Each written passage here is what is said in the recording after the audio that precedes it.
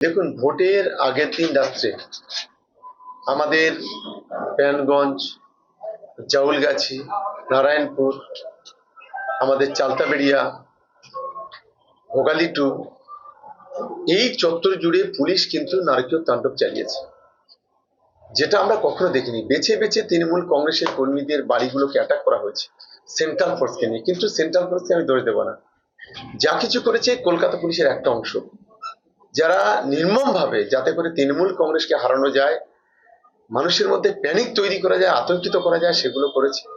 পাশাপাশি ভোটের দিনে 100 মিটার দূরে যে ক্যাম্প, 100 থেকে 150 মিটার দূরে আছে, সেই ক্যাম্পগুলো ভাঙচুর করেছে এদের নির্দেশে। ভোটের দিনে সেখানে আমাদের যারা বুথ এজেন্ট তাদেরকে তুলে নিয়ে এসে বসিয়ে দেওয়া হয়েছে থানায়, কোনো পঞ্চায়েত মেম্বারকে বসিয়ে দেওয়া হয়েছে থানায়। এই ধরনের নোংরা কাজকর্ম কিন্তু কলকাতা পুলিশের একটা অংশ করেছে। এটা আমরা একবারে প্রত্যক্ষদর্শী। আমরা এই ঘটনার তীব্র নিন্দা করছি। এই ধরনের এদের যে কোনো নিরপেক্ষতা নেই সেটা প্রমাণ হয়ে গেল আরেকবার। কোন কোন এলাকায় এই ধরনের ঘটনা?